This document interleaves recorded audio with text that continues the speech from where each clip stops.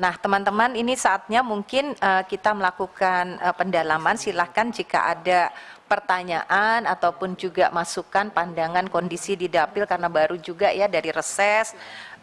Bagaimana mungkin kita mulai dari PDIP ya, fraksi PDIP hadir kapoksinya langsung Pak Sofyantan. Silakan Pak Sofyantan, diserahkan kepada Bung Rano Karno, mewakili daerah juga ya. Terima kasih Ibu Ketua. Assalamualaikum warahmatullahi wabarakatuh. Salam sejahtera untuk kita semua. Yang saya banggakan Mas Menteri dan Bapak Ibu dari Kementerian. Saya tidak ingin memberikan pendalaman, tapi saya hanya ingin memberikan sebuah ilustrasi. 2 hari yang lalu ada pengumuman toko buku Gunung Agung akan tutup. Ini mengindikasikan bahwa dunia pendidikan akan mengalami sebuah goncangan. Dan saya sangat yakin akan terjadi juga kepada Gramedia Group. Tadi Mas Menteri menyampaikan bahwa susah payah untuk membuat formula ini sampai 8 bulan.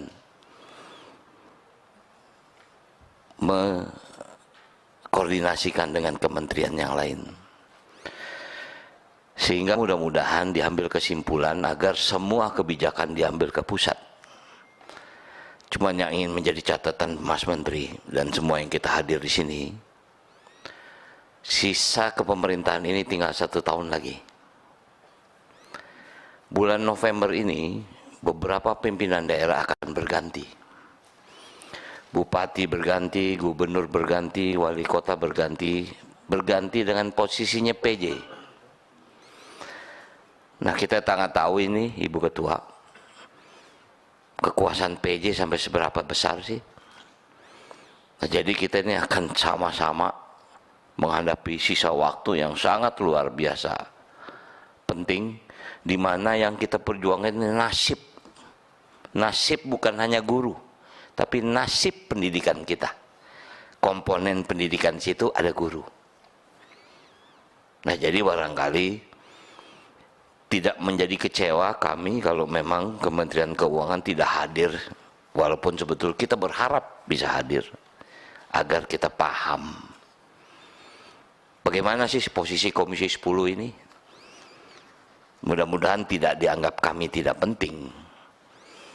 Tapi apa yang kita mau rakerkan ini memang sebetulnya ujung-ujungnya adalah angka kekuatan ekonominya ada di mana.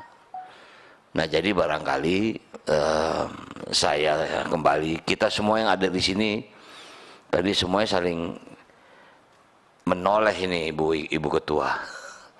Waduh, ini bagaimana kita untuk mensikapi?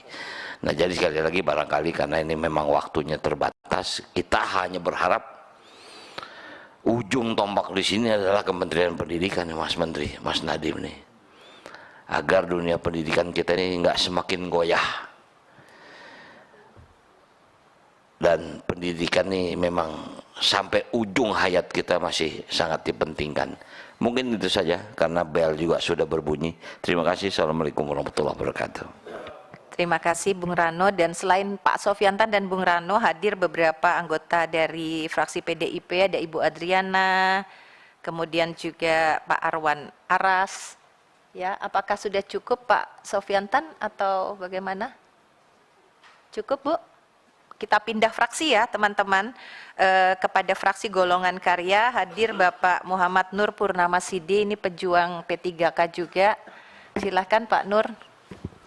Ya, terima kasih pimpinan. Assalamualaikum warahmatullahi wabarakatuh.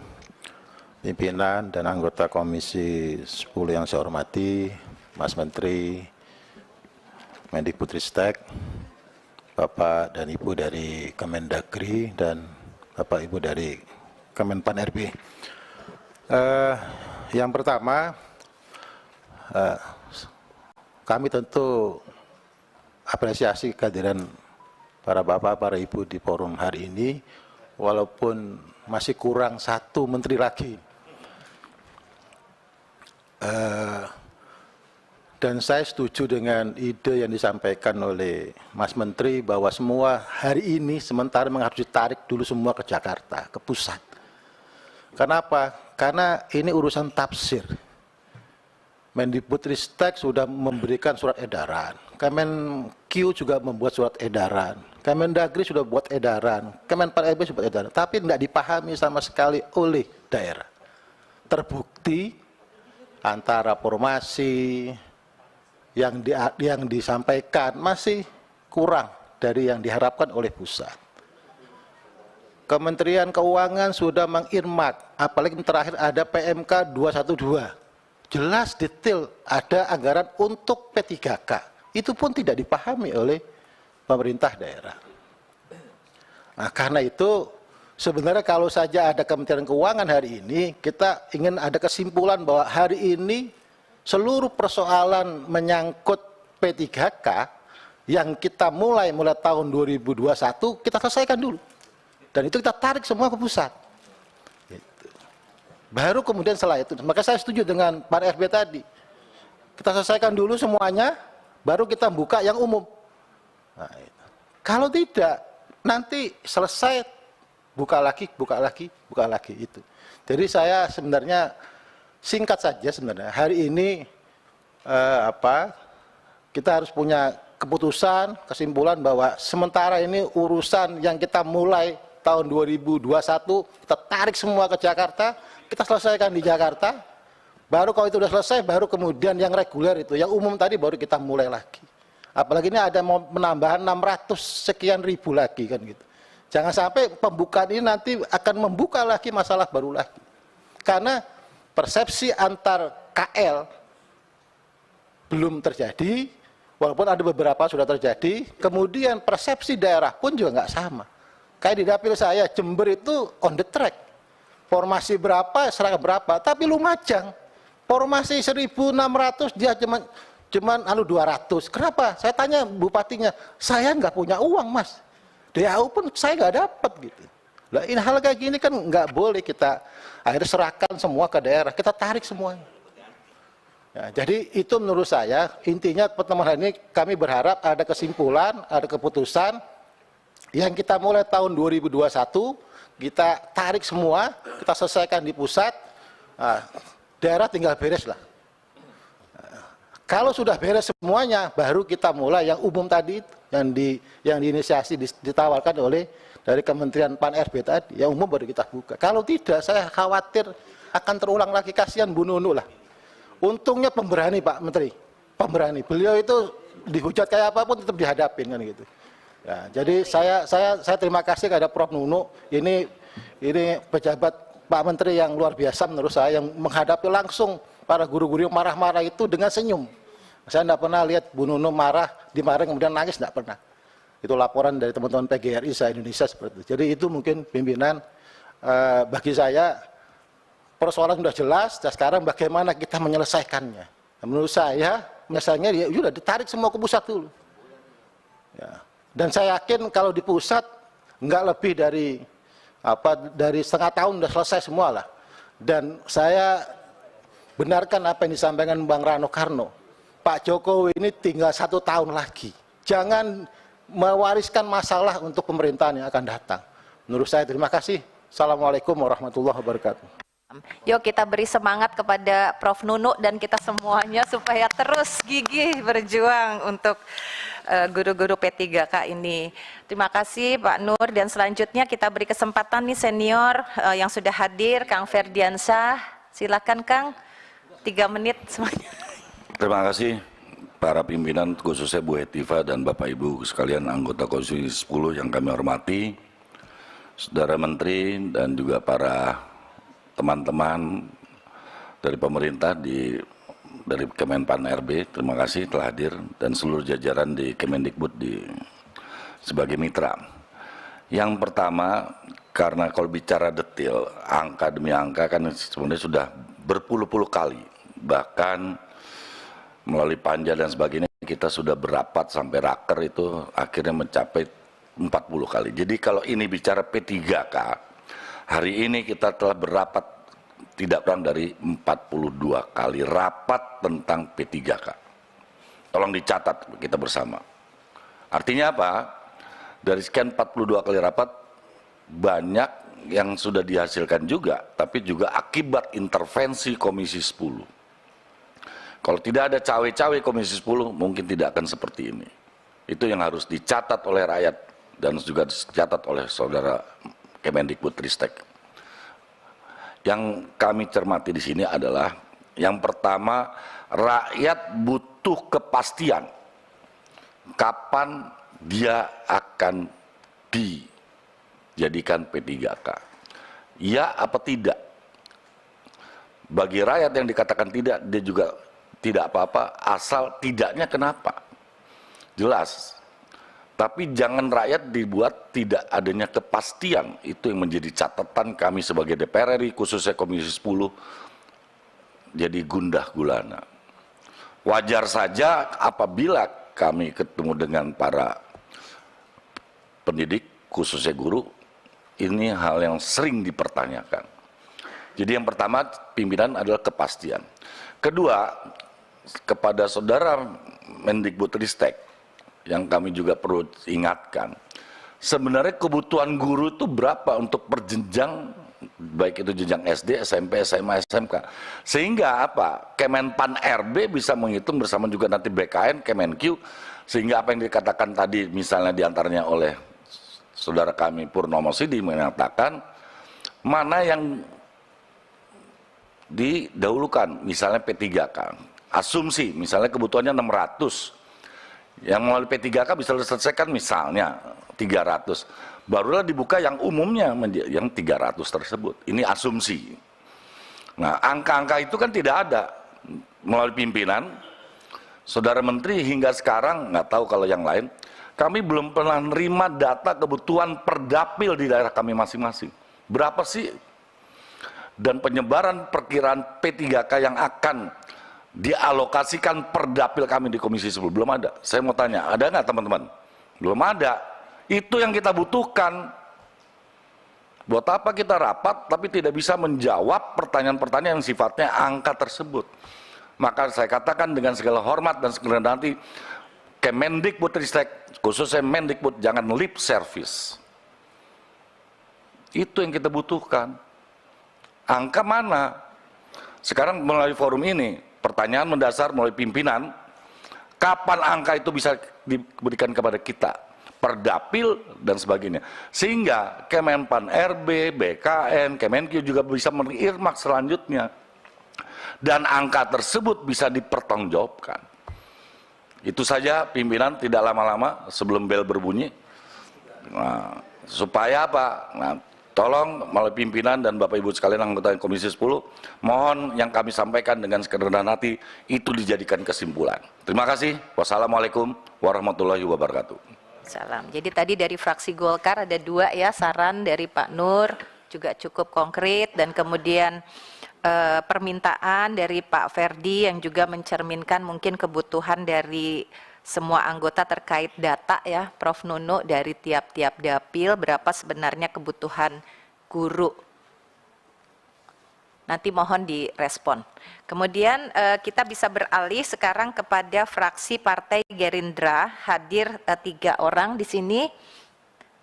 Ada Pak Nuroji, Ibu Hima dan Prof. Johar. Silakan, siapa ini saling memberi kesempatan ya, baik banget nih. Silakan. Terima kasih pimpinan. Bismillahirrahmanirrahim. Assalamualaikum warahmatullahi wabarakatuh. Alhamdulillah kita bisa bertemu hari ini, pimpinan yang menghormati dan seluruh anggota, saudara menteri, seluruh jajaran dan dari kementerian lainnya. Sungguh bagus pertemuan hari ini. Ya, banyak hal-hal yang bisa kita luruskan, ya, kita bisa selesaikan. Tentang penjelasan-penjelasan ini di daerah ini belum dapat mereka penjelasan yang seperti ini. Gitu.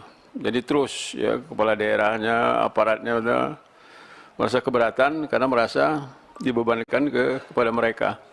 Ini yang terjadi. Mau kami dari mana? Yang sekarang aja kami belum cukup untuk membiayai negeri kami sendiri, apalagi ini tambahan seperti ini. Nah, jadi seperti tadi kita jelaskan, penjelasan ini suruh sampai ke pelosok tanah air, sehingga mereka bisa tahu bahwa ini tidak mengganggu ya anggaran-anggaran yang untuk daerahnya. Dan malah ini tadi mau ditarik ke pusat, itu sangat bagus sekali. Nah, kemudian kita minta rekrutmen ini terus menerus, jangan berhenti. Karena penduduk kita semakin banyak. Tidak mungkin bisa dihentikan pengadaan guru. Ini kan terjadinya kan ada stagnasi. Berapa tahun kita tidak menerima guru. Ya, salah saya sampai 7 tahun. Nah, inilah akibatnya. Guru diperlukan. Saya dapatkan lagi di dapil saya di pelosok sekolah negeri, 1 orang pun tidak ada PNS di situ.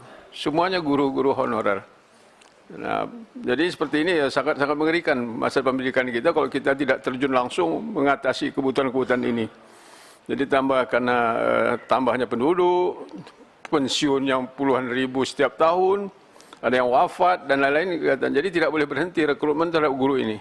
Siapapun nanti pemerintahnya, siapapun presidennya, masalah ini tetap akan ada.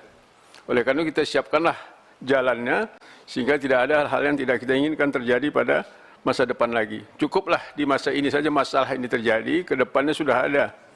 Ya lorongnya sudah ada, jalannya sudah ada, peraturannya, sehingga perlu kita cermati itu semua. Dan ada satu lagi yang perlu kita kembali tinjau tentang undang-undang yang melarang penempatan PNS di swasta. Untuk pendidikan harus ini tidak boleh ada halangan. Karena tugas pendidikannya 1945 adalah tugas negara. Karena negara tidak mampu, maka diserahkan masyarakat. Maka timbullah yayasan-yayasan membantu negara. Kok mereka dianaktirikan? Oh ini PNS tidak boleh. Jadi sekarang akibat dari kebijakan ini, sekarang rekrutmen ini, swasta sangat-sangat dirugikan. Guru-guru yang terbaiknya ikut tes, lulus, maka kualitas mereka ya tentu berkurang. Jadi perlu ada undang-undang tahun 2014 itu ya, itu harus ditinjau kembali bahwa mereka itu bangsa kita.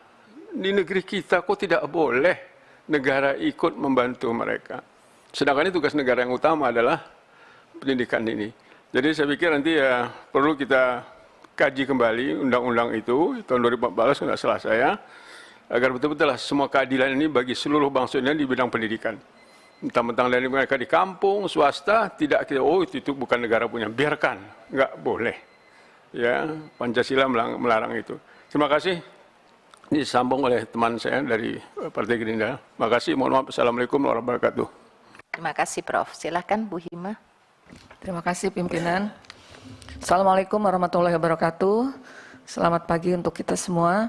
Dan yang saya hormati Bapak Mendikbudristek, beserta jajaran juga dari Kemenpan RB dan dari perwakilan Kementerian Keuangan. Saya langsung saja ingin mempertanyakan tentang roadmap perekrutan P3K itu sendiri sampai mana gitu roadmapnya. Dari tadi sudah disampaikan oleh Pak Ferry bahwa ada mana angkanya gitu. Berapa jumlahnya. Jadi roadmapnya harus jelas. Dari sejak awal kita kan sudah dari Komisi 10 sudah meminta bahwa harus ada roadmap ataupun peta jalan pendidikan. Yang sampai hari ini apa kabar gitu. Dan kemudian juga selain kebutuhan guru yang memang mendesak ya untuk P3K ini, ada juga yang saya dapatkan dari dapil saya kemarin saat saya melakukan reses, itu adalah mengenai kebutuhan infrastruktur. Ini dapil DKI Jakarta loh. Infrastrukturnya aja masih nggak seragam, masih kurang. Contohnya misalnya mengenai zonasi. Ada satu kawasan di Jakarta Selatan, Ciganjur tepatnya, ada satu sekolah SMA yang justru warga di Ciganjurnya nggak bisa masuk ke sana. Padahal satu-satunya SMA di Ciganjur, tapi warganya karena zonasi justru tidak bisa masuk ke, harusnya karena zonasi bisa dong masuk ke Ciganjur, tapi nggak bisa. Kemudian juga di Kemayoran tidak ada sekolah SMA, hanya ada SMK. Kemudian daerah lain, Jakarta Selatan lain juga ada yang ada SD-nya, SMP-nya tidak ada. Jadi pemberlakuan zonasi ini menyulitkan sekali untuk warga DKI Jakarta. Mayoritas 80% hasil reses saya semua mengeluhkan mengenai PPDB. Baik itu prestasi, zonasi maupun usia. Usia ini terutama yang paling banyak memakan korban.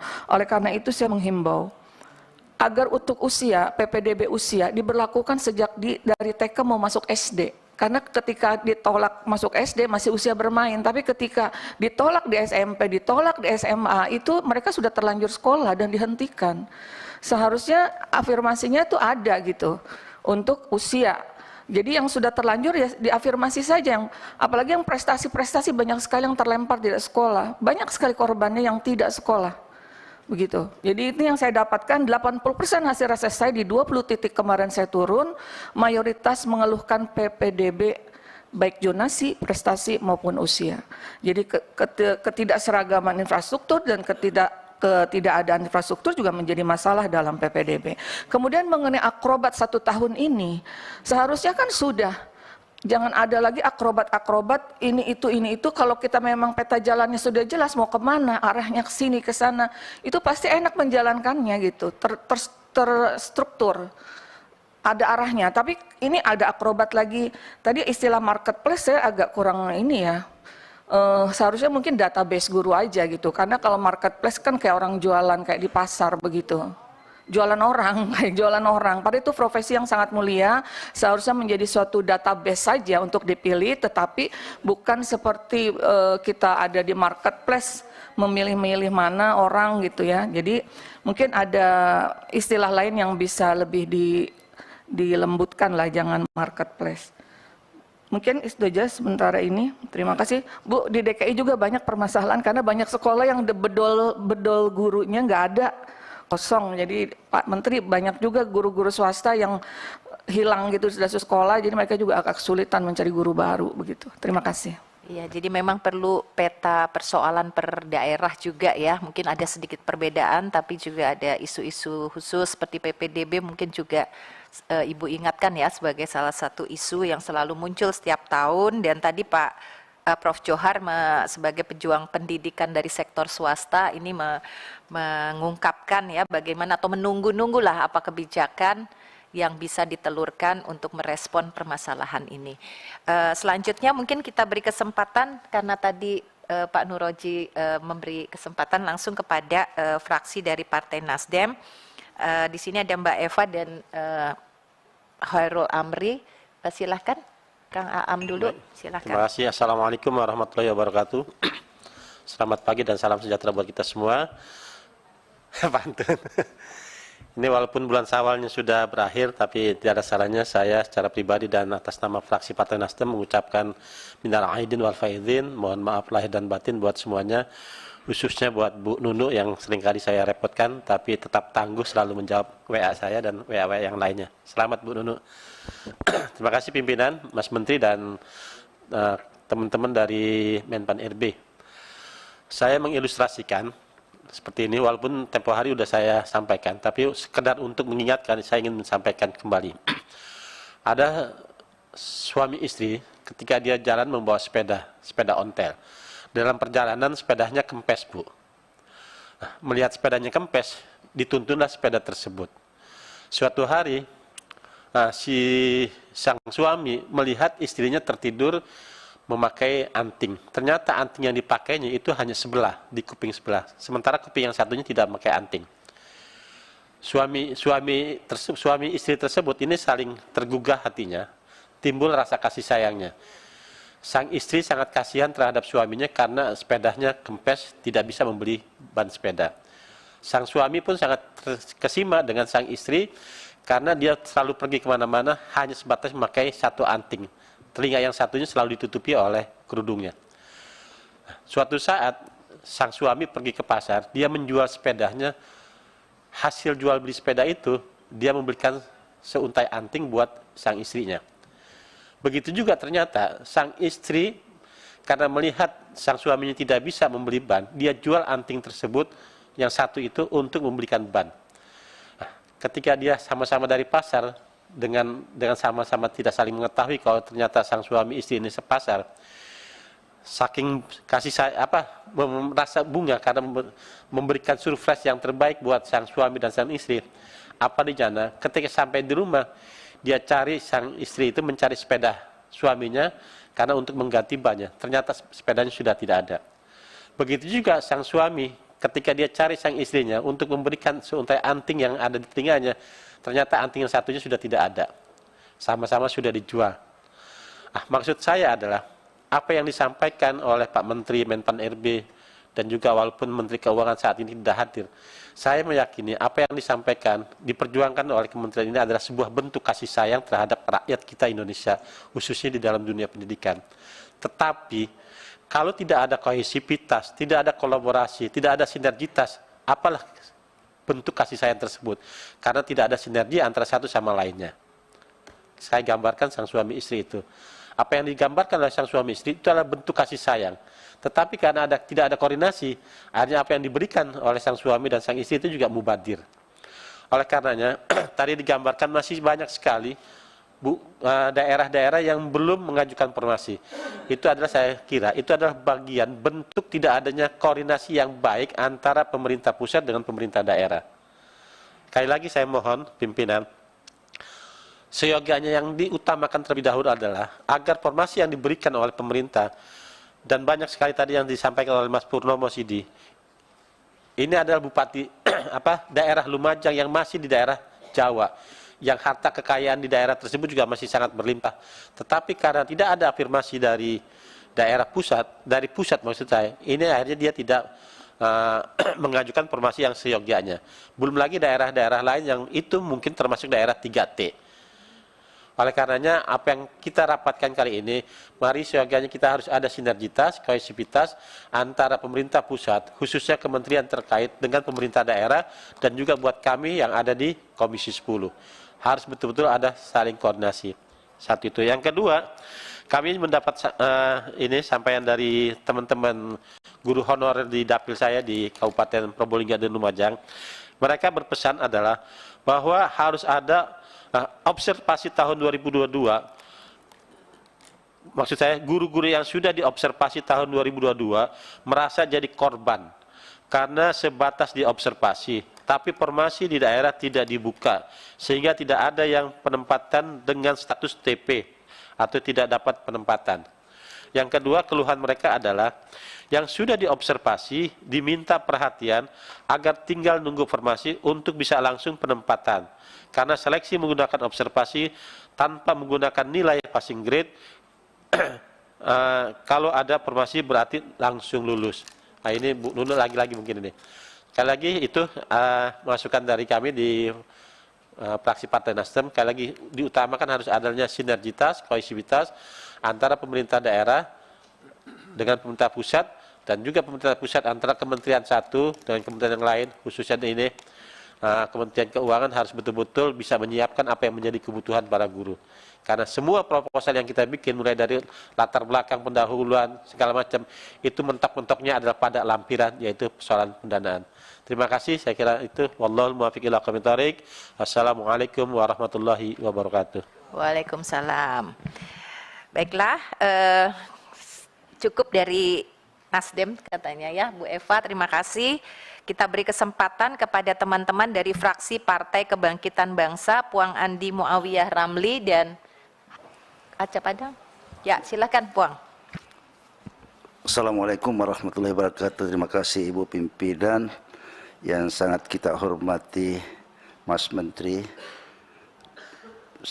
Sekjen dan Bu Dirjen, dan tentu saja Pak Alex Denny dan Bapak dari Kemendagri, Pak Resturdi Daud MSc, dan bapak-bapak semua yang saya hormati. Tidak banyak yang saya ingin sampaikan.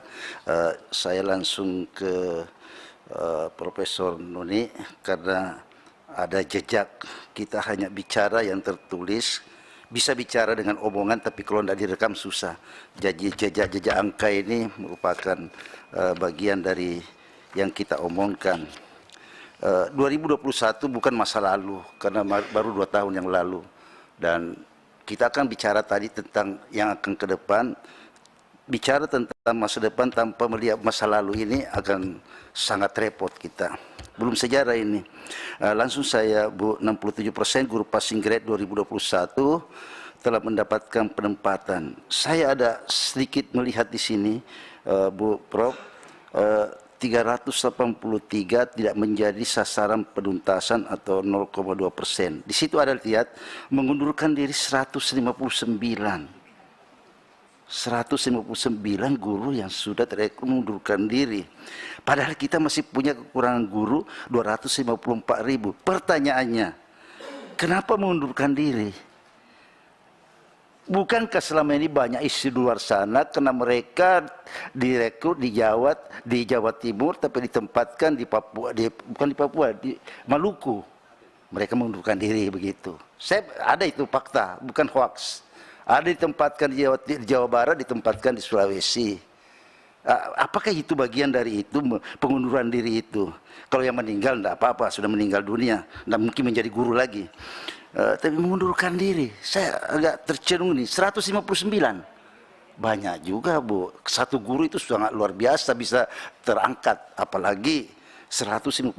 Ini bertentangan dengan animo mereka ingin mendaftar, ingin ikut tes. Sudah terangkat, passing grade, kok mengundurkan diri, aneh. Sungguh biasa suara aneh. Itu Bu, saya pikir ini yang ingin saya tanyakan. Yang kedua, saya lagi resah ini karena di halaman 7, Prof. Ini Gorontalo, Sulsel, Sulu, Kaltara, Sultan Maluku, Kalten Malut, Pabar dan Papua. Daerah kita ini Bu, ya artinya evaluasinya apa Bu? Kenapa daerah lain bisa bagus? Kenapa daerah kita ini di timur Indonesia dan kita ada wakilnya di sini, ada 5 orang di sini dari sana itu 5 orang, Bapak 1, 2, 3, 5 orang. Apakah kami kurang bersuara atau kurang bertanya atau kurang apa mereka? Ini dapil kami Sulsel luar biasa. Apa karena gubernurnya berjenggot lebat ini? Kenapa tidak evaluasinya? Nah, ini sekedar anu saja. Saya kecewa.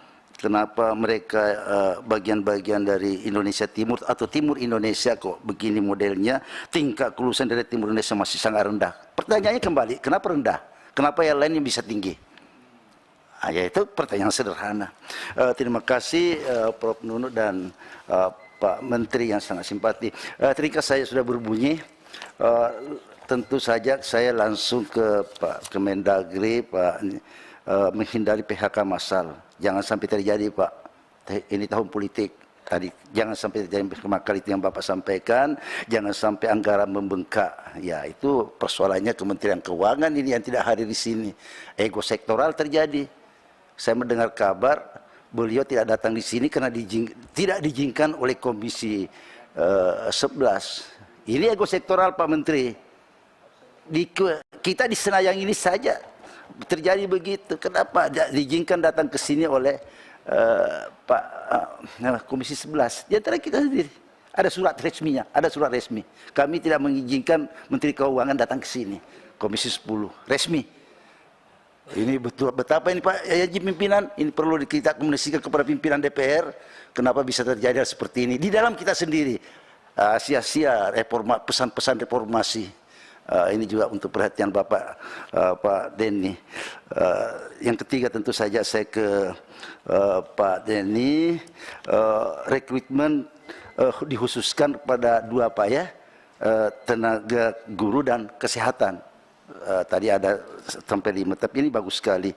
Cuma saya minta perhatian khusus karena itu juga kami keluhkan kepada beliau, kami keluhkan kepada mitra kami namanya Perpusnas, khusus tenaga kependidikan yang lainnya Pak. Jangan cuma guru. Itu tenaga perpustakaan Pak, guru kepustakaan, tenaga pustakawan kita itu sangat luar biasa membutuhkan itu negeri kita dalam rangka literasi. Nah itu tidak tersentuh kemarin dalam P3K itu. Saya pikir ini Bapak tahu, cuma ya mungkin belum cukup diperhatikan. Saya tahu itu. Jadi khusus untuk kesehatan oke, sangat bagus. Tapi khusus untuk guru, mohon tenaga pendidikan lainnya diperhatikan.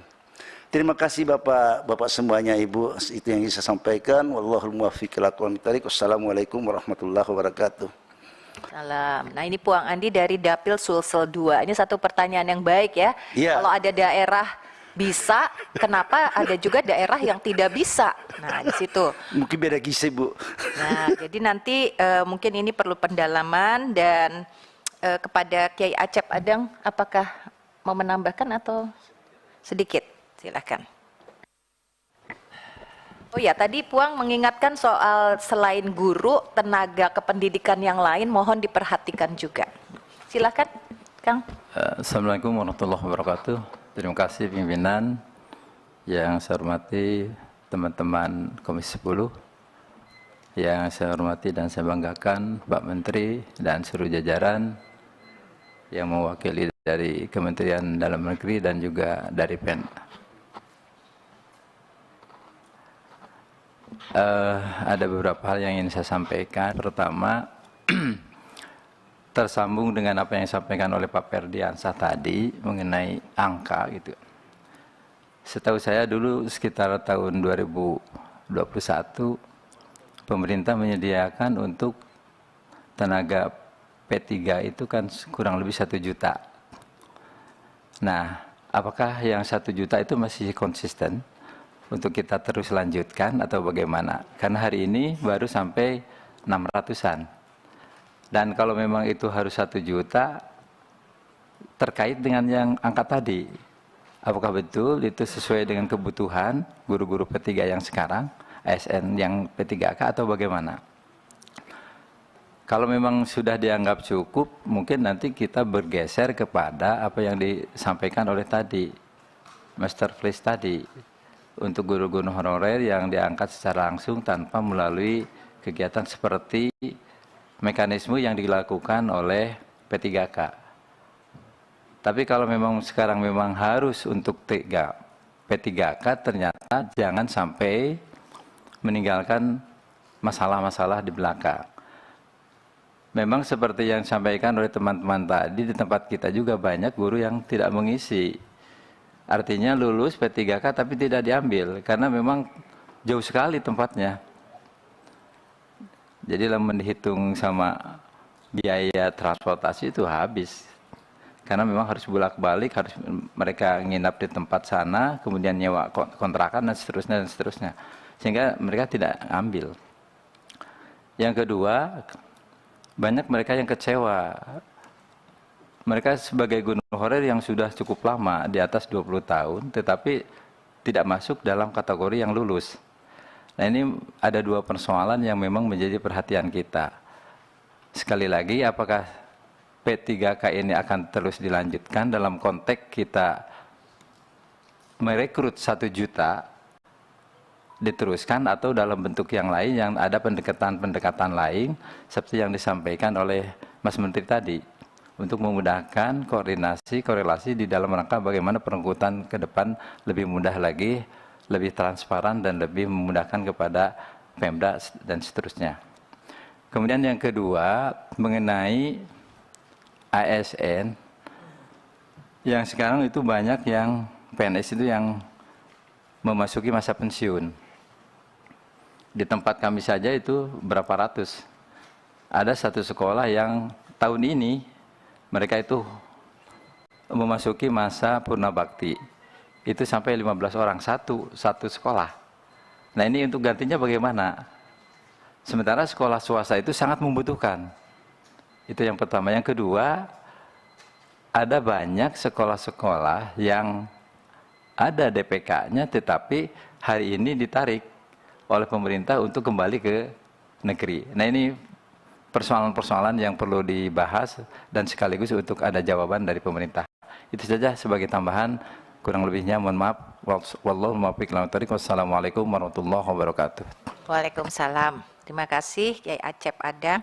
Dan selanjutnya kita beri kesempatan teman-teman dari fraksi Partai Demokrat. Ini ada Ibu Anita Jakoba dari NTT 2 dan juga hadir tentunya Kang Dede. Kang Dede apakah langsung nih serah terima Kang Dede mimpin? Bu Anita dulu ya. Kita beri kesempatan Bu Anita, silakan. Baik, terima kasih pimpinan. Bapak Menteri Pendidikan beserta jajaran yang saya hormati, Bapak yang mewakili Kemendagri dan Kemenpan RB yang saya hormati beserta jajaran. Hari ini sebetulnya kita bersyukur kepada Tuhan kita bisa duduk bersama ya Pak ya. Karena kami Komisi 10 jarang sekali bertemu dengan Kemenpan RB dan Kemendagri. Kalau Kemendiknas sudah sering kita. Tapi kita kecewa juga hari ini. Saya harus ungkapkan itu karena ketidakhadiran daripada Kementerian Keuangan. Padahal hari ini sebetulnya kalau kita dengar dari pemaparan bapak-bapak dari tadi itu sebetulnya titik persoalannya itu justru ada di Kementerian Keuangan. Cuman sangat disayangkan beliau tidak mau hadir karena dilarang oleh Komisi 11. Emangnya Komisi 10 ini bukan berbicara soal kebutuhan rakyat? Sampai kok Komisi 11 melarang menterinya untuk berbicara di sini? Padahal kita ingin bertanya, karena bicara soal P3K itu bicara soal uang. Contoh, sampai hari ini di Provinsi Nusa Tenggara Timur bahkan di seluruh Indonesia banyak lulusan passing grade yang P1 itu tidak diangkat karena persoalan dana DAU. Dana DAU yang ini menjadi tanggung jawab Kemenkyu sebetulnya. Kemenkyu harusnya hadir hari ini dan katakan, jelaskan kepada kami Komisi 10 tentang dana-dana yang ditransfer ke daerah untuk membiayai P3K. Karena sampai hari ini ada puluhan ribu tenaga P3K yang belum diangkat karena pemerintah daerah mengatakan ketidakjelasan terhadap dana DAU. Dana DAU dikatakan sudah ditransfer, tetapi kenyataannya pemerintah daerah menggunakannya untuk kepentingan lain. Sebetulnya saya sangat disayangkan Menteri Keuangan tidak hadir hari ini.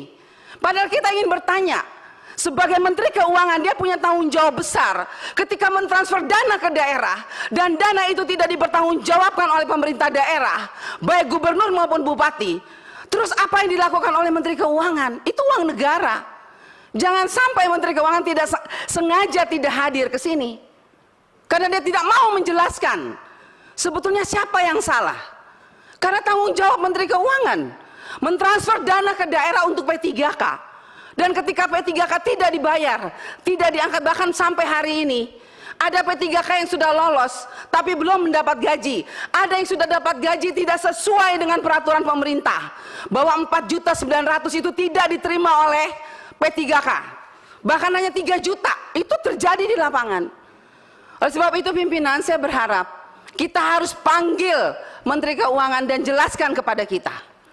Karena kalau tadi penjelasan Menteri Kemendiknas sudah sangat jelas, sudah berapa kali surat menyurat, sudah berapa kali didorong, tapi pemerintah daerah ini seakan-akan selalu pusatnya. Pusat ini siapa?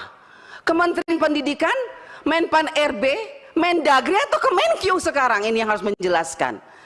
Karena semua kalau tidak doang tidak mungkin jalan. Saya sendiri sangat menyesal pimpinan, hari ini Ibu Menteri itu tidak datang, sangat disesalkan. Padahal kita bicara soal masalah masyarakat Indonesia. Apakah Ibu Menteri menganggap remeh masalah ini? Apakah Komisi 11 menganggap remeh masalah ini? Tidak bisa seperti itu. Kami juga di sini bicara soal masyarakat. Jadi jangan coba-coba menghalangi ketika kami mau bekerja untuk rakyat. Oleh sebab itu saya berharap pimpinan, kita harus bersurat kepada Komisi 11, bila perlu kepada pimpinan DPR RI. Hadirkan kementerian di Komisi 10 supaya jelas apa yang ditransfer ke dana ke daerah itu jelas. Sudah ditransfer atau belum? Karena kadang-kadang pemerintah daerah mengatakan sudah ditransfer tadi tidak pas loh. Terus hitung-hitungannya gimana? Makanya saya ingin tanya ini sama Ibu Menteri Keuangan, berapa jumlah guru honorer yang mau diangkat? Berapa yang ditransfer? Kalau yang di buka formasinya banyak tapi yang ditransfer cuma sedikit, ya pemerintah daerah pusing juga. Ya, sementara kita selalu mendesak Kementerian Pendidikan bahwa berapa? Tadi Pak Ferry sudah mengatakan berapa angka-angkanya. Kita mau bicara angka berapapun, tapi kalau uangnya nggak jelas, nggak jalan, Pak. Oleh sebab itu pimpinan, saya berharap kita minta panggil tuh Menteri Keuangan. Ibu Menteri Keuangan harus jelaskan kepada kita. Dana DAU di daerah banyak diselewengkan oleh pemerintah daerah.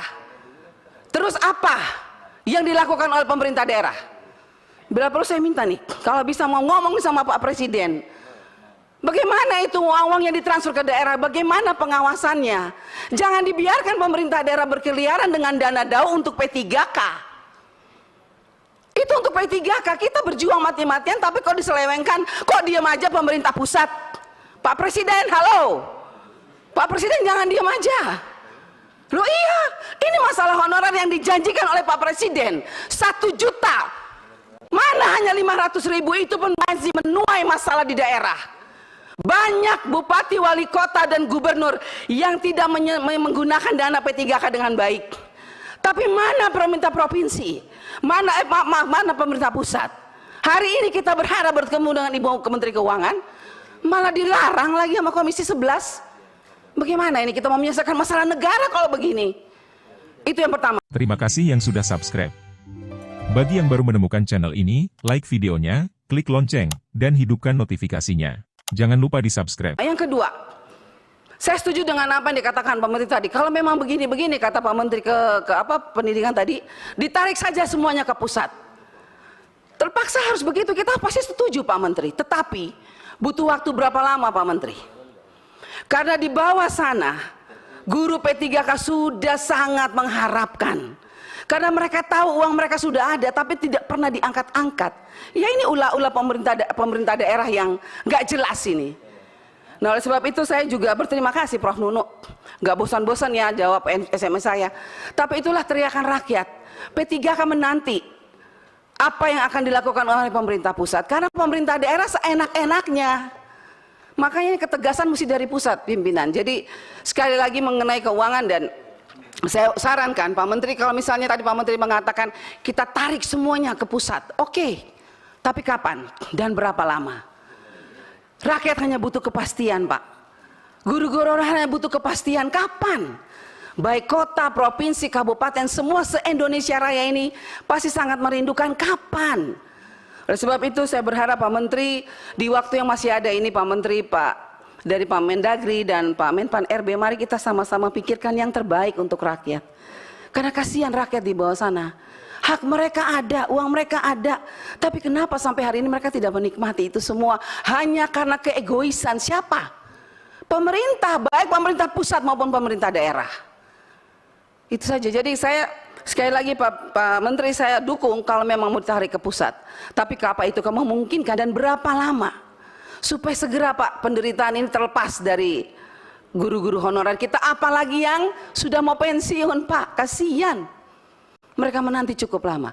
Masih banyak sebetulnya pimpinan, tapi saya rasa itu poin saya mengenai DAU, dana DAU, dan yang tadi Pak Menteri juga mengatakan nanti kalau ditarik ke pusat, DAU-nya akan langsung ditransfer saja ke sekolah seperti dana BOS. Saya sangat setuju, tapi apakah itu bisa dilakukan dalam waktu yang cepat? Dan kalau itu dilakukan, bagaimana dengan dana-dana DAU?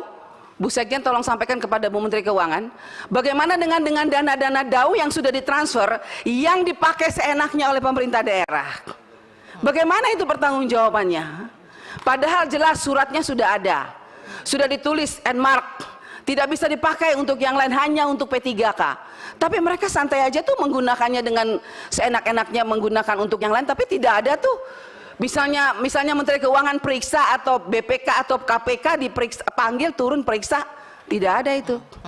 Jadi begitu Pak Menteri, saya setuju ditarik ke pusat, tetapi dana-dana yang sudah ditransfer itu bagaimana Pak? Jadi liar di daerah. Siapa yang bertanggung jawab atas dana negara ini?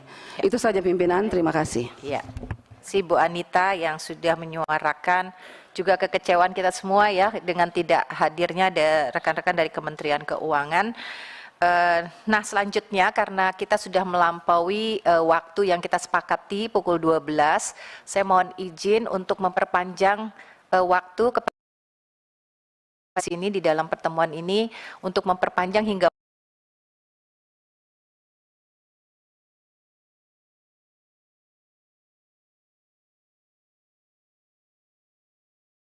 P3K GTK ini. Silakan Kang Dede dan terima kasih. Assalamualaikum warahmatullahi wabarakatuh. Baik, terima kasih. Ketok dulu ya. Ketok, sampai jam berapa tadi? Pukul 13 ya. Setuju Pak Menteri dan lain-lain. Yuk. Baik, terima kasih Ibu Pimpinan. Saya melanjutkan. Terima kasih Ibu Anita yang sudah dengan semangat memperjuangkan kawan-kawan. Saya pikir nanti tentu masih ada beberapa tanggapan dari yang lainnya. Saya catat di sini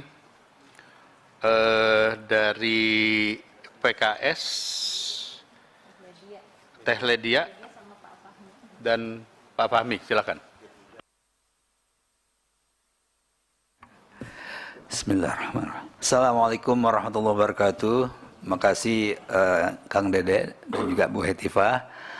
Yang saya hormati Pak Menteri Nadiem dengan jajarannya dan juga dari Kemendagri dengan jajarannya dan juga Kementerian Pan-RB serta teman-teman Komisi 10 yang saya hormati. Saya pertama ingin menegaskan kembali bahwa upaya kita untuk meningkatkan mutu pendidikan nasional itu adalah komitmen yang sangat-sangat terikat dengan tujuan pendidikan, tujuan kita berbangsa dan bernegara. Itu clear, jelas ya. Dan tentu saja dalam hal ini semua berkepentingan terhadap upaya meningkatkan mutu pendidikan nasional. Bukan hanya Kementerian Pendidikan dan Kebudayaan, apatah lagi juga bukan cuma Komisi 10. Karena pendidikan nasional ini pasti akan memberikan dampak pada kemajuan secara umum, harkat dan martabat bangsa kita. Dan kita juga paham bahwa tulang punggung mutu pendidikan nasional itu bertumpu pada guru. Bayangkan ya, kalau guru tidak hadir, dan kita tahu dalam perbincangan kita siang ini masih banyak formasi-formasi yang kosong. Itu menandakan bahwa di sejumlah sekolah guru tidak hadir. Ketika guru tidak hadir, maka pasti terjadi perlambatan pembelajaran, pasti terjadi penurunan mutu pendidikan. Itu sudah terjadi berbilang tahun. Kalau ini dibiarkan terus-menerus, maka bukan tidak mungkin pendidikan nasional kita tidak akan bisa meningkat. Bahkan saya khawatir ini akan terus-menerus terjebak ke dalam kubangan mutu pendidikan nasional yang buruk, terutama dikaitkan dengan kompetisi kita di negara-negara internasional. Oleh karena itu saya mengapresiasi semua pihak, terutama dari Kemendikbud, dari Kemendagri dan juga dari Kementerian Pan-RB yang hadir pada hari ini untuk kita bersama-sama menemukan solusi. Bagaimana pada masa-masa yang jangka pendek ini dan jangka panjang kita pastikan bahwa keberadaan guru kita itu adalah keberadaan yang efektif dan permanen. Tidak ada lagi permasalahan-permasalahan di kemudian hari. Nah, kemudian yang kedua yang ingin saya sampaikan adalah persoalan yang kita bicarakan sudah beberapa tahun terakhir ini terkait dengan ketidakhadiran guru karena kurangnya formasi. Ini menunjukkan bahwa pemerintah daerah tidak memiliki kepercayaan diri untuk membiayai guru yang harus mereka rekrut. Kemudian ketika pemerintah pusat memberikan janji untuk memberikan support pembiayaan, mereka pun kehilangan kepercayaan itu. Sehingga berkali-kali ditawarkan untuk melakukan proses rekrutmen dan pengajuan reformasi, tapi hasilnya sampai sekarang masih di bawah 50%. Kita tahu bahwa persoalan ini sesungguhnya seperti yang tadi disampaikan oleh teman-teman yang lain, itu bertumpu pada masalah anggaran. Proses rekrutmen pengadaan guru itu sesungguhnya sebuah proses yang sederhana. Banyak sekali yang berminat menjadi guru, banyak sekali di antara masyarakat kita. Tetapi mereka kemudian tidak mendapatkan support dalam masalah gaji dan tunjangan. Jadi persoalannya hanya berpusat kepada politik anggaran. Oleh karena itu, apa yang kita bicarakan pada hari ini bagusnya memang mengerucut kepada bagaimana kita memastikan misalnya Peraturan Menteri Keuangan 212/2022 yang sudah diedarkan kemana-mana itu benar-benar berlaku efektif, ya, dan memberikan semacam kepastian kepada daerah-daerah untuk memahami dan mengerti. Dan di satu sisi pemerintah pusat dalam hal ini Kementerian Keuangan itu harus menimbulkan kepercayaan kepastian kepada mereka bahwa alokasi DAU sesuai dengan Permenko 212 ini benar-benar akan bisa dilaksanakan dalam jangka pendek. Setidak-tidaknya kita berharap 2023 ini semua persoalan yang terkait dengan guru honorer ini bisa kita selesaikan. Oleh karena itu saya berharap pertemuan Komisi 10 dengan 3 kementerian ini yang sayangnya tidak dihadiri oleh Kementerian Keuangan bisa mengambil satu keputusan politik yang mendorong, mendesak Kementerian Keuangan untuk mengefektifkan peraturan yang dibuat oleh mereka agar persoalan ini segera selesai. Kalau tidak, maka ini akan menjadi alasan bagi semua pihak, terutama pemerintah daerah, tidak percaya kepada pemerintah pusat. Demikian, semoga ini menjadi perhatian buat kita semua. Satu hal lagi saya mohon izin, ini persoalan yang juga cukup penting diperhatikan, bahwa mutu pendidikan nasional ini tentu tidak melulu, ya, berputar pada sekolah negeri. Ya, saya berharap di kemudian hari setelah tadi Pak Menteri membuat desain permanen untuk 2024 sekolah negeri, saya berharap pemerintah pusat juga memberikan perhatian kepada proses pengadaan guru di sekolah swasta. Bentuk perhatian itu bisa macam-macam. Ya. Mereka dukunglah mereka karena itu luar biasa kontribusinya kepada negaranya. Demikian, assalamualaikum warahmatullahi wabarakatuh.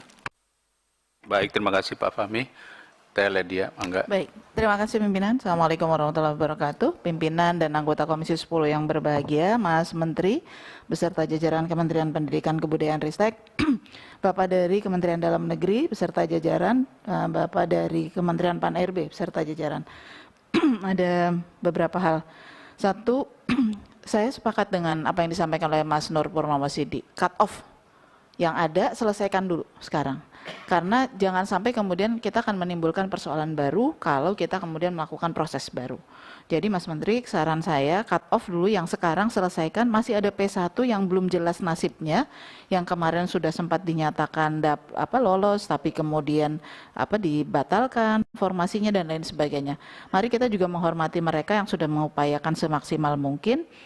Dan kita tahu bahwa ada sejumlah persoalan misalnya dengan mata pelajaran yang sama, formasi di kabupaten tetangganya kosong, dan kemudian di daerah tempat beliau masih sudah penuh, tapi di daerah di tetangga sebelahnya kosong, kan itu bisa dimasukkan. Berarti kan perlu sinergi data, dan saya pikir seharusnya konsolidasi data Dapodik itu kan akan nampak, jadi kelihatan. Itu relatif mempermudah kalau untuk yang sudah masuk kualifikasi. Seperti P1 itu kan sebenarnya sudah masuk kualifikasi. Jadi membantu Bapak Ibu sebenarnya untuk mempermudah itu tadi. Yang itu saran saya. Jadi kemudian satu sisi kan gini, honorer yang ada tidak boleh digeser posisinya, tapi sisi lain yang ini luntang-lantung nggak jelas. Akhirnya di antara mereka ada yang akhirnya kekurangan jam karena di tempat mereka mengajar sudah diisi oleh P3K yang baru yang menempati posisi situ. Terus kemudian ketika mereka kekurangan jam, kan mereka punya standar minimal jam yang harus dipenuhi, atau di antara mereka ada yang sudah di PHK karena full sudah posisinya. Di antara mereka ada yang akhirnya harus mengajar mata pelajaran lain. Nah, yang begini ini menurut saya mari kita selesaikan. Mudah-mudahan sih seperti tadi disampaikan 6 bulan selesai ya Mas Nur ya. Mudah-mudahan dalam 6 bulan bisa diselesaikan sambil menyiapkan tadi usulan sistem baru yang oleh Mas Menteri tadi disampaikan, sama seperti Bu Hima, saya mengusulkan namanya diganti. Salah satu ilmu itu bisa berkah dan bermanfaat adalah ketika kita memuliakan guru. Tolong diganti, jangan disebut marketplace. nggak enak gitu dengarnya, karena meskipun itu tahu itu daerah tempat kita memasarkan guru-guru itu, karena yang dipasarkan guru-guru nanti khawatirnya TPPO, tindak pidana perdagangan orang, jangan sampai masuk ke situ lah. Jadi tolong dipilihkan diksi yang lebih plus ya. Dan kemudian memastikan juga, karena ini kan kita memberi waktu, yang lama diselesaikan, kemudian yang baru nanti cut off yang baru dimulai dari nol lagi, adalah menyiapkan bagaimana supaya dia datanya sinkron dengan Dapodik. Ketika tidak sinkron dengan Dapodik, itu nanti akan menimbulkan masalah, Mas. Jadi memang pertama dengan Dapodik, kemudian juga pastikan siapa yang mengkonfirmasi dan verifikasi data yang masuk ke talent pool tadi, kemudian siapa yang menentukan masa kontraknya, siapa yang bagaimana peran Pemdanya, karena ini langsung kan, karena ini langsung proses terjadi, sementara Dinas Pendidikan punya tugas untuk melakukan pembinaan. Nah, ketika ini proses langsung rekrut, ini kan tetap harus ada pembinaan dari pemerintah daerahnya.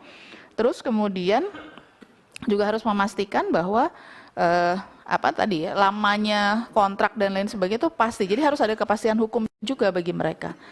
Siapa yang punya kewenangan? Karena kan ini sebenarnya kontraknya dengan pemerintah pusat yang melakukan rekrutmennya sekolah. Siapa yang menentukan kualifikasi bahwa dia akan katakanlah kontraknya setahun, 3 tahun, 5 tahun dan lain sebagainya. Nah, ini menurut saya jadi masih punya waktu untuk memperbaiki sistem yang baru supaya nanti nggak kagetan gitu ya, semua sudah masuk datanya. Karena persoalan kita kemarin kan ternyata antara pemerintah daerah, Dapodik nggak sinkron. Ini PR besar ya buat kita ke depan. Kemudian saya sebenarnya agak deg-degan tadi penjelasan dari Pak Alex dari Kemenpan RB. Prioritas guru dan tenaga kesehatan, karena ini pelayanan publik dilakukan. Nanti yang negatif growth itu adalah yang akan diganti oleh digital.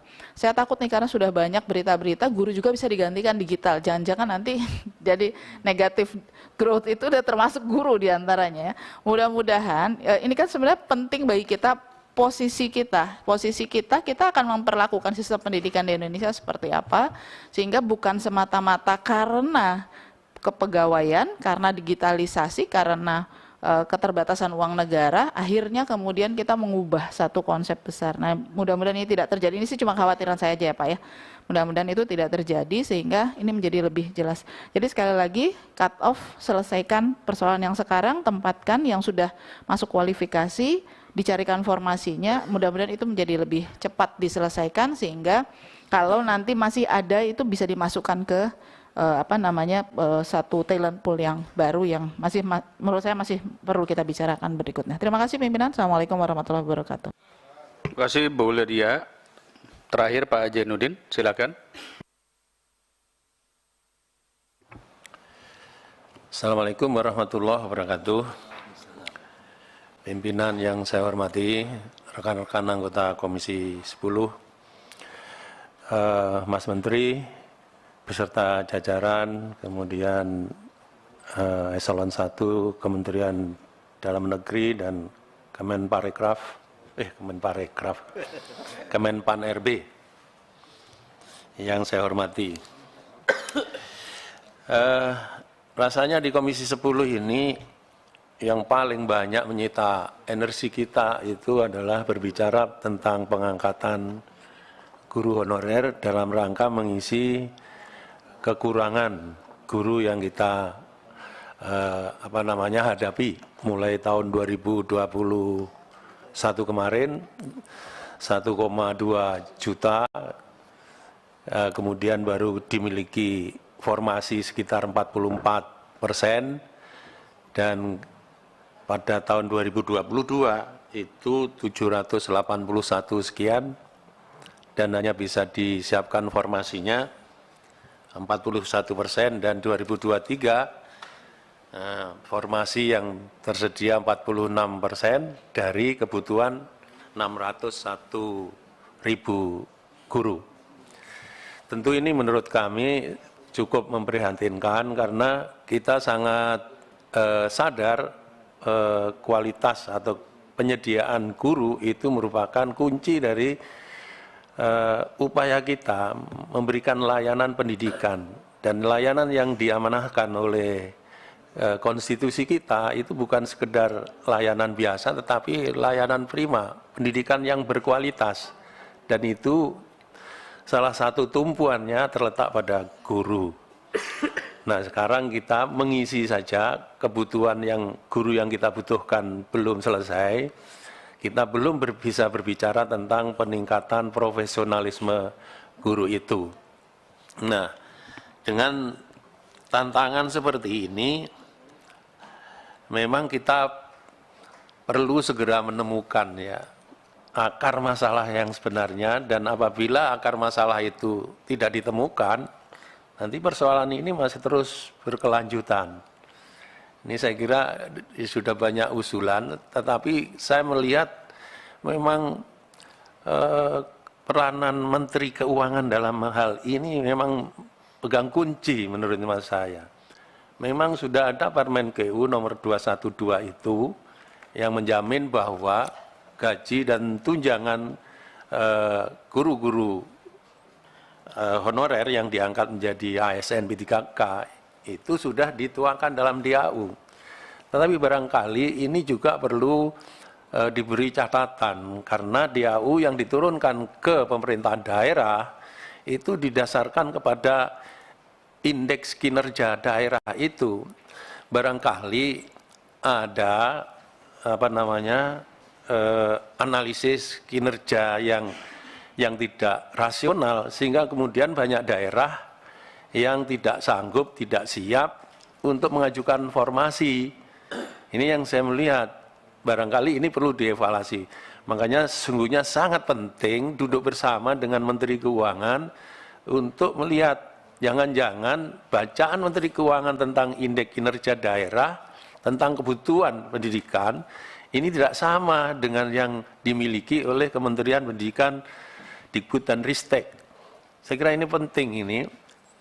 Saya membaca ada berapa tadi dilaporkan Prof. Nunu itu, 45 kabupaten kota yang tidak mengajukan usulan formasi ini.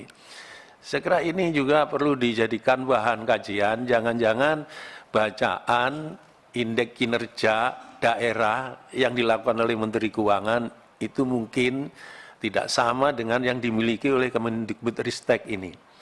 Saya kira itu. Dan saya melihat juga jalan keluar yang ditawarkan oleh Kementerian Dalam Negeri itu sama. Ya, dalam hal ini adalah perlu pemahaman yang sama. Ini kalau saya baca ini menarik sekali saran dan masukan dari Kementerian Dalam Negeri ini. Bahwa norma dari kebijakan gaji dan tunjangan P3K itu merupakan tanggung jawab daerah. Ada perpresnya, kemudian ada permendagrinya itu. Tetapi di sini jelas norma dan komitmen Kementerian Keuangan terkait pembayaran gaji dan tunjangan perlu diperjelas kembali dengan pemerintah daerah. Saya kira ini usul yang baik, tetapi ini perlu terukur, Pak. Ini jadi memperjelas kembali dengan pemerintah daerah itu seperti apa. Saya kira salah satunya ialah menyamakan cara melihat, menganalisis indeks kinerja daerah, supaya kemudian daerah itu ada keberanian mengusulkan formasi. Dan itu saya kira salah satu kunci penyelesaian pengangkatan guru honorer menjadi ASN. Yang terakhir, saya juga turut mengharap, karena saya juga menjadi tumpuan pertanyaan dan harapan dari sekolah-sekolah swasta yang mereka merasa memang kehilangan ketika guru-guru terbaiknya diangkat menjadi ASN dan tidak dikembalikan ke sekolah asal. Saya ingin mendapatkan penjelasan dari Kemenpan RB. Kalau melihat pasal 1 itu memang harus ditempatkan di instansi pemerintah, tapi saya melihat di pasal 2 itu bisa ditugaskan di instansi pemerintah dan tugas negara lainnya. Apa enggak frasa ini memberikan peluang untuk pemerintah mengembalikan guru-guru honorer dari sekolah swasta dikembalikan pada sekolah asal supaya mereka tidak mengalami stagnasi. Nah, kita ini belum bisa memberikan perhatian yang cukup kepada sekolah swasta, tetapi kemudian ada residu karena ada proses pengangkatan ASN P3K dari guru honorer, dan saya kira ini perlu kita hindari. Saya kira itu, Kang Dede, terima kasih. Bila taufiq wal hidayah. Assalamualaikum warahmatullahi wabarakatuh.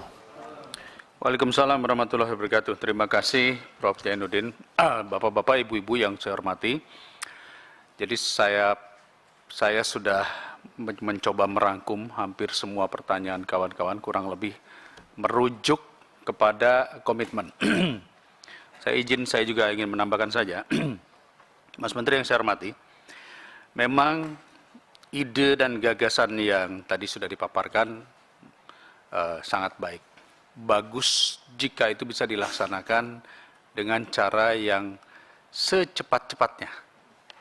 Ada catatan dari saya sendiri, saya pribadi, bahwa saya sepakat dengan yang disampaikan Ibu Hima, marketplace ini untuk produk barang. Jadi carilah misalnya menjadi ruang talenta. Sebetulnya itu kan talent scout ya, atau kita sebutnya kayak headhunter. Pakai bahasa Indonesia lah, nggak usah marketplace. Ruang talenta. Yang kedua, memang hal yang menjadi yang penting saat ini, yang selalu kami di Komisi 10 ini didatangi oleh kawan-kawan, terutama yang sudah lolos P1, atau yang kemarin sudah PG tapi dibatalkan.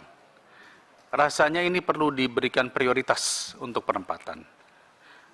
Walaupun kita paham bahwa formasi-formasi itu adanya di daerah, tapi saya pikir ini perlu kita dorong. Jangan sampai mereka yang sudah lolos atau yang kemarin dibatalkan, tiba-tiba terganti lagi oleh orang lain. Berikutnya poin yang juga penting, rencana yang bagus dari pemerintah, karena saya katakan pemerintah ada Kemenpan RB, ada Kemendagri, ada Kemendikbud, dan juga Kementerian Keuangan, walaupun Kementerian Keuangan tidak dihadirkan hari ini segera mungkin harus berbentuk PP, karena benar sekali, kalau kita menunggu sampai nanti tahun depan, berarti ada sekian ratus ribu guru yang saat ini hidupnya terkatung-katung. Kenapa terkatung-katung? Karena di beberapa sekolah, terutama yang masuk dari swasta, sudah diberhentikan dan sudah tidak dapat gaji. Ada yang sampai 3 bulan, 6 bulan tidak dapat gaji. Nasib mereka pun harus kita perhatikan. Jadi oleh karena itu segera mungkin ini harus dilakukan, bentuknya adalah peraturan turunan, bisa berbentuk PP ataupun Permendikbud yang lainnya. Tambahan lagi Mas Menteri, penempatan di luar daerah provinsi. Di Jawa Barat saja juga banyak yang tiba-tiba ditawarkan untuk bertugas di Gorontalo atau mungkin di daerah lain, tanpa ada tunjangan atau biaya hidup yang tambahan. Tentu pasti ditolak. Jadi ini perlu ada keterangan resmi dari Kementerian Keuangan, sebagaimana sudah disebutkan tadi, jika nanti ditaruh di tempat luar, berbentuk apa benefitnya. Karena mungkin bagi warga Jawa Barat, meninggalkan Provinsi Jawa Barat dari satu kota ke wilayah sekitarnya saja mungkin masih bisa. Itu pun ada kos. Tapi kalau harus berpindah provinsi, dia harus kos lagi di sana, harus ada tempat lagi. Tentu ini bukan sesuatu yang mudah. Tenaga kesehatan saja jika ditempatkan di daerah tertentu, itu gajinya nambah, tunjangannya nambah. Ini harus kita pikirkan.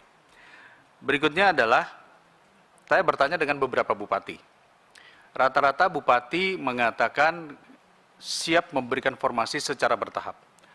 Tapi permasalahannya tadi yang disampaikan juga oleh kawan-kawan, kekhawatiran jangan-jangan ini hanya selesai di 2024. Selanjutnya akan menjadi tanggung jawab pemerintah daerah. Harus ada kepastian, dan kepastian ini harus tertuang dalam SKB bersama.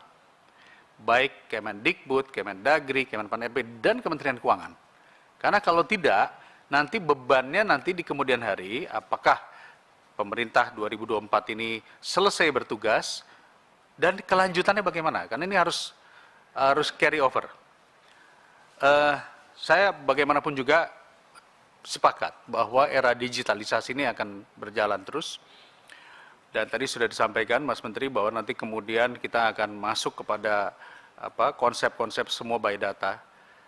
Pelaku digitalisasi di sekolah itu namanya operator.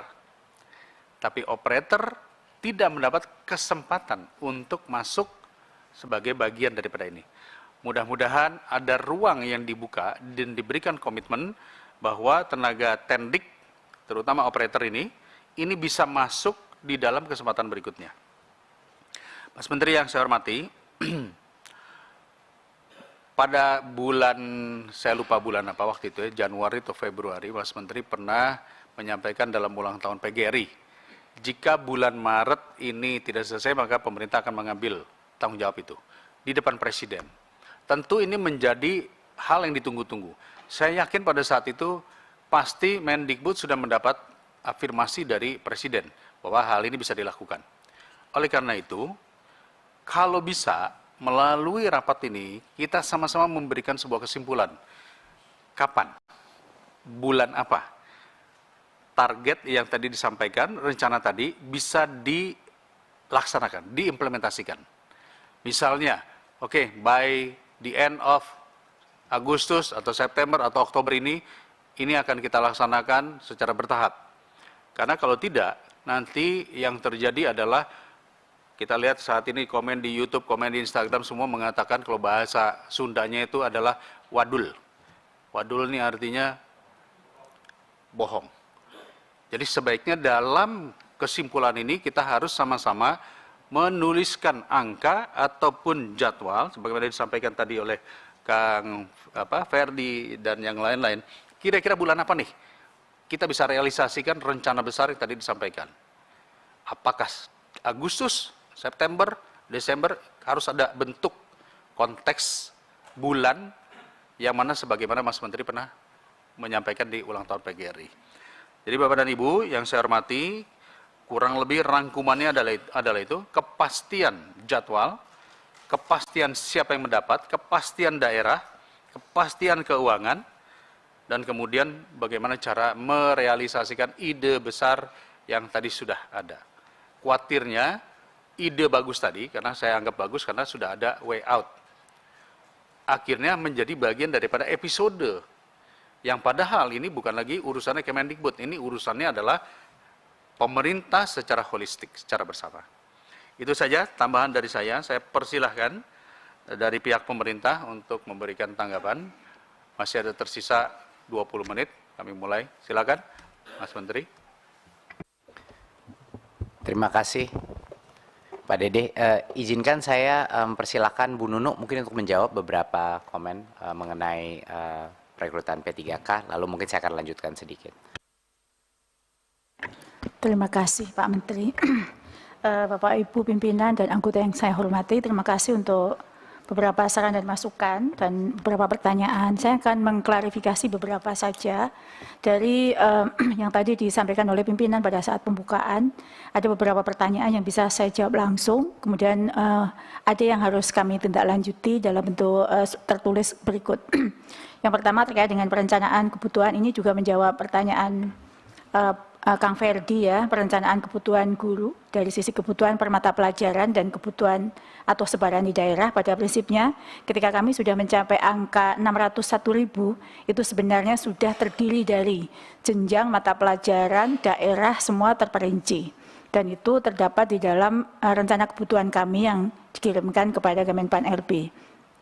Terkait dengan data per daerah akan kami kirimkan kemudian begitu. Jadi total 601.000 itu sebenarnya dari kami sudah punya catatannya Kang Dede, TK 1.559, SD 349.488, SMP 138.033, kemudian SLB 3.441, SMA 56.851 dan SMK 51.000 Pak. Jadi pada dasarnya ketika kita sudah sampai pada angka besar, itu sudah terdiri dari semua rinciannya sudah sangat jelas.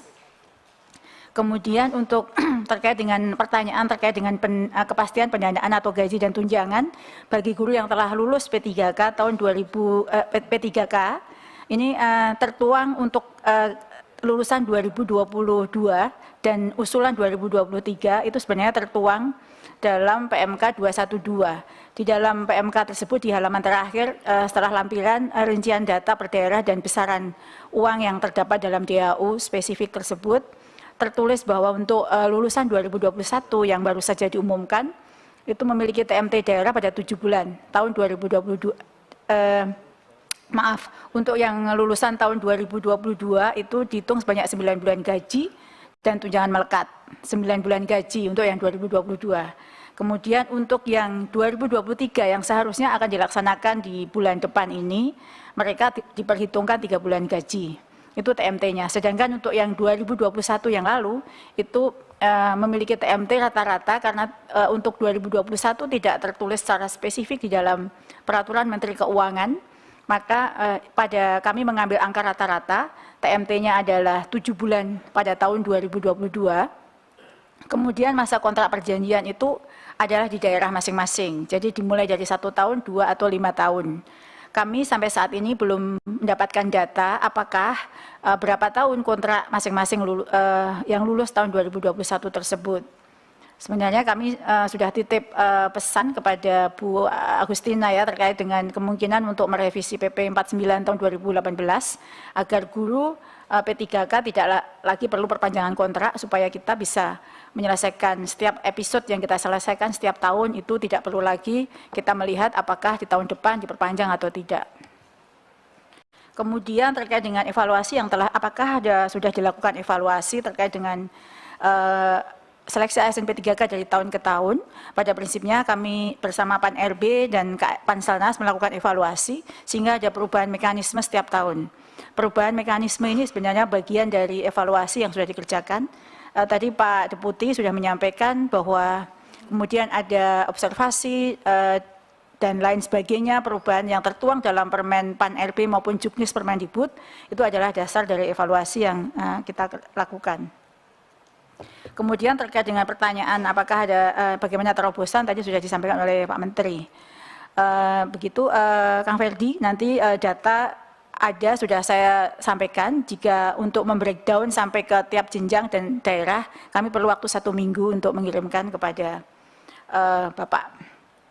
Kemudian untuk Pak Hairul Amri dan Pak Nur Promosidi, terima kasih untuk masukannya. Jadi karena memang saat ini dengan kerjasama yang baik dengan KL lain, itu sudah banyak formasinya, 278.000. Namun memang kami masih perlu 1 ronde lagi dan permohonan kami sudah diterima oleh Pak Deputi untuk dibuka lagi agar bisa mengakomodir lebih banyak lagi P1, sehingga tidak ada lagi yang tersisa. Sedangkan ini sekaligus terkait dengan jawaban kepada Kang Dede, untuk yang kemarin dibatalkan, itu sebenarnya bagian dari P1 yang secara keseluruhan memang harus kita tuntaskan. Oleh karena itu, karena masih ada kira-kira 26.000 lagi yang belum terakomodir dari usulan 2023 ini, kami memohon kesediaan untuk dibuka kembali untuk usulan formasi berikutnya. Kemudian untuk Pak Andi, tadi ada pertanyaan, mengapa mereka mengundurkan diri? Jadi kami memang tidak mendapatkan data alasan mereka mengundurkan diri, tapi berdasarkan ini pendapat pribadi, kemungkinan mereka memang mendapatkan pekerjaan yang lain, atau ada kemungkinan mereka ada yang tidak mau ditempatkan di daerah lain. Itu sudah ada yang masuk alasan yang satu adalah itu. Sehingga untuk tidak ditempatkan di daerah lain, mereka memilih untuk mengundurkan diri. Kemudian untuk tenaga perpustakaan dan tendik lainnya itu mungkin nanti Pak Deputi yang bisa menjawab terkait dengan apakah dimungkinkan untuk tenaga perpustakaan dan lainnya untuk bisa dibuka di seleksi ASN P3K berikutnya. Kemudian untuk Prof. Zainuddin, terima kasih untuk saran dan masukannya. Kemudian satu lagi untuk mengklarifikasi untuk Kang Dede, bahwa sampai sejauh ini di data kami tidak ada guru yang ditempatkan di luar provinsi. Jadi semua masih dalam provinsi. Tapi untuk guru SMA, SMK, dan SLB, memang dia dimungkinkan untuk berpindah kabupaten. Karena kewenangan untuk SMA, SMK, dan SLB adalah satu provinsi. Tapi kalau untuk ditempatkan di luar provinsi, memang tidak ada. Jika memang ada, mohon kiranya datanya itu bisa kami terima, sehingga kami bisa cek. Terima kasih Pak Menteri, mungkin itu tambahan informasi dari saya. Pimpinan, masih ada satu tadi tentang itu Bu, yang banyak lulus Provinsi Indonesia Timur itu loh, kenapa tidak dengan negara lain dan kenapa bisa, apakah standar pertanyaannya tidak sama atau gimana? Terima kasih. Baik, terima kasih Pak Adi. Jadi kalau untuk daerah timur memang Kenapa ada formasi yang banyak yang tidak terisi? Yang pertama memang guru non-ASN-nya sedikit yang ada di sana. Sehingga ketika kita buka untuk P1 sudah terakomodir, P2, P3 sedikit. Sehingga kita buka untuk pelamar umum. Pelamar umum itu dites melalui tes. Dan kami memberikan afirmasi 100% bagi mereka yang punya sertifikat pendidik. Dan ketika mereka masuk melalui jalur ujian itulah memang tidak terisi. Tapi pada prinsipnya memang karena tidak tersedia guru di sana. Dan sistem kita tidak memungkinkan untuk memindah daerah dari provinsi lain yang kelebihan guru ke provinsi yang daerahnya kekurangan guru. Jadi memang dibatasi ruang lingkupnya satu provinsi. Sehingga tidak ada, jika dimungkinkan untuk pindah dan mengundang kesediaan bagi guru-guru itu untuk mengisi daerah lain, itu masih dimungkinkan. Karena memang di provinsi lain kelebihan, di sana kekurangan. Begitu Pak Adi, terima kasih. Terima kasih Bu Nunu. Jadi Pak, mungkin untuk menekankan beberapa poin. Kalau ujung-ujungnya semua rekrutmen guru itu dilakukan secara lokal, ya kita bakal muter-muter aja di sini terus Pak. Kita mencarinya di lokal, tapi tidak ada guru yang sesuai dengan kualifikasi di situ, tapi tidak bisa mengimpor dari provinsi-provinsi lainnya, dan akan terus aja siklus ini, terus siklus literasi semakin merendah dan lain-lain. Dengan adanya implementasi tahun 2024 ini sistem baru, sekarang talenta guru itu otomatis nasional. Jadi nasional, semua demand dan supply itu terjadi secara nasional. Udah nggak ada lagi sekat-sekat. Ini hanya talenta di kabupaten ini, di provinsi ini, sekarang secara nasional. Dan itu hanya bisa tercapai kalau formasinya ditetapkan pusat, dan kalau database talentanya itu nasional, terpusat. Nah ini jadi terima kasih untuk banyak masukannya mengenai nama atau istilah. Mungkin kita mengerucut kepada database talenta guru, ya. Mungkin itu menjadi nama yang lebih tepat. Terima kasih untuk masukannya. Dan tadi mungkin satu poin terakhir saya adalah banyak yang merasa ini seolah-olah ada rencana baru dari yang rencana lama, tapi selesaikan dulu dong yang masa-masa lama. Ya jelas. Maksudnya kenapa kita membuat solusi permanen ini adalah karena kita sudah mengantisipasi realita kemungkinan besar udah mentok di tahun ini. Karena tidak ada formasi yang akan muncul. Jadi kita mengantisipasi, ini kan ada kesempatan terakhir nih Pemda untuk mengajukan formasi. Tapi kita mengantisipasi bahwa tidak akan sampai ke target kita. Sehingga satu-satunya solusi untuk bisa mencapai goal kita adalah dengan melakukan formasi pusat. Begitu Bapak Ibu. Jadinya ini bukan masalah menciptakan ini baru, tapi untuk mencapai ini saja, yang masalah yang udah ada, tidak mungkin tercapai. Tahun ini pasti mungkin kita salah. Alhamdulillah kalau kami salah. Dan ternyata formasi lengkap dari Pemda. Ya kan? Mungkin ada terjadi, tapi kemungkinan besar tidak. Jadi itulah yang kita antisipasi dengan solusi permanen gitu. Tapi pasti akan ada resiko mentok di situ berdasarkan formasi, tidak mungkin akan bisa diselesaikan. Menurut saya itu yang bisa saya jawab dari beberapa masukan. Saya juga sudah menanya dari kementerian lain, kayaknya cukup sekian. Jadi kami persilakan kembali ke Pak Ketua. Terima kasih. Terima kasih Mas Menteri. Saya sedikit saja. Ini menyangkut soal tadi kan katanya akan mentok di tahun ini. Kalau menurut saya karena PJ itu akan dilakukan di dalam waktu dekat ini, khawatirnya nih, para kepala daerah akan, ya sudahlah lepasin aja. Dan ini pasti tidak akan jalan. Dari Kemendagri ini penting sekali untuk kira-kira apakah nanti ada task yang diberikan kepada PJ untuk menyelesaikan ini. Supaya tidak selesai, maaf kepala daerah mengatakan saya sudah mau selesai ini, gak usah diterusin. Bisa nggak Pak Mendagri dari Kemendagri menjelaskan nih? Kang Dede Ledia, terkait dengan PJ ini di dapil saya tahun kemarin udah mulai, jadi ada PJ udah dari tahun kemarin. Kemudian ada yang PLT, habis PLT nanti mau dijadiin PJ kan? Karena ini kan kondisinya akan jadi beda ya, jadi berubah. Sementara orang yang ditempatkan di situ belum tentu orang situ kan gitu. Belum tentu dia memahami persoalan-persoalan yang sebenarnya jadi masalah penting di lapangan. Rasa-rasanya memang perlu penjelasan dari Kementerian Dalam Negeri. Terima kasih. Iya, makanya silakan mungkin dari Kemendagri terkait hal ini, karena kurang lebih yang saya tangkap ya, kalau dari provinsi itu sudah pasti diganti oleh orang Kemendagri atau eselon 1. Kalau dari kabupaten kota, dari provinsi biasanya. Tapi kalau nggak ada tugas, pasti lepas tangan. Silakan dari Kemendagri. Terima kasih Bapak Pimpinan. Jadi prinsipnya penunjukan PJ ini adalah untuk memastikan bahwa penyelenggaraan pemerintahan itu tetap berjalan. Sehingga untuk kegiatan-kegiatan termasuk penyelenggaraan pemerintahan yang di dalamnya terkait dengan pengangkatan dan sebagainya, itu juga dimungkinkan. Ada beberapa mutasi pemberhentian, pengangkatan dan sebagainya yang diberikan kepada PJ dengan izin tertentu. Sudah ada mekanismenya. Jadi prinsip tidak ada masalah untuk PJ. Demikian Bapak Pimpinan. Jadi kurang lebih yang kita tangkap bahwa tidak ada masalah kalau tugas ini diteruskan oleh PJ gitu ya. Betul ya Pak ya? Pak Dede boleh klarifikasi melalui Pak Dede untuk Kemendagri.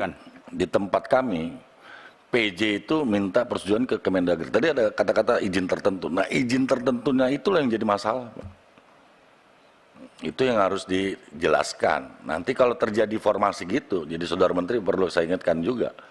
Itu juga harus didalami. Bukan semata-mata daerah tidak bisa mengajukan, tapi ketakutan PJ melakukan tindakan. Karena apa? Izin tertentu tadi. Jadi ini harus menjadi kesimpulan bagi kami, supaya apa? Ini harus disinkronisasi benar-benar terkait apa tadi PP 49 ya Mbak Nunu itu ya tapi kan ini semua leading sektornya Saudara Menteri Pendidikan dan Kebudayaan Ristek ya, Saudara Menteri juga harus bisa menjadi konduktor yang baik di antara pemerintahan kan leading sektornya Kemendikbud, Menpan RB, Kemendagri, BKN dan sebagainya itu harusnya juga mengikuti kebijakan Mendikbud, tapi kebijakan Mendikbud juga harus melihat situasi dan kondisi lapangan, itu yang benar. Jadi saya klarifikasi dulu Pak, nanti menjadi kesimpulan kita. Karena PJ itu pakai tadi izin tertentu tadi, karena di tempat kami terjadi misalnya mutasi kepala dinas, sekarang kan kepala dinas dimungkinkan, tidak harus sampai 2 tahun, boleh terjadi mutasi. Tapi diajukan ke Kemendagri, kebetulan PJ tempat saya, bukan dari provinsi Pak Dede, tapi dari salah satu eselon 2 di Kemendagri. Nah itu yang juga menjadi hal yang pasti akan menimbulkan masalah terkait dengan dunia pendidikan, misalnya kepala dinas pendidikan dan sebagainya dan sebagainya. Kira-kira gitu Pak. Makasih Pak. Ibu Anita mau nambahin? Sedikit saja pimpinan, saya lupa tadi Pak Menteri, dari daerah kami ada usul pada saat untuk Prof. Nunu juga, yang kejadian di lapangan itu guru-guru yang diloloskan P3K itu yang tidak sesuai dengan apa yang dibutuhkan di daerah. Contoh, ada suatu daerah kita ini kan NTT kan mayoritas Kristen ya Bu ya. Tapi yang diloloskan di sana itu P3K-nya banyak guru Muslim. Akhirnya guru itu tidak mengajar. Nah, saya juga dapat titipan pesan dari para bupati dan wali kota. Kalau pada saat formasi itu diberikan juga tolong dilihat sesuai dengan kebutuhan daerah kita. Dan juga banyak anak-anak, banyak guru-guru honorer kita juga yang sudah lolos tapi tidak mendapat penempatan. Khususnya untuk Kota Kupang masih ada 34 guru yang belum mendapat penempatan. Itu kenapa? Padahal mereka kan sudah lolos sebetulnya. Harusnya kan kalau sesuai dengan peraturan perundang-undangan yang berlaku kan pada saat mau menentukan lolos tidaknya itu kan dilihat dari kebutuhan dulu kan Bu. Kebutuhan dulu ya kan baru diberikan. Nah ini mereka sudah lolos tapi mereka belum tidak bisa ada penempatan untuk mereka. Nah saya juga tidak tahu yang 1.300 untuk provinsi juga. Dan ada beberapa kabupaten termasuk Kabupaten Kupang juga masih ada 62 kalau tidak salah 672 guru honorer yang sampai saat ini masih tergantung-gantung nasibnya. Terima kasih pimpinan.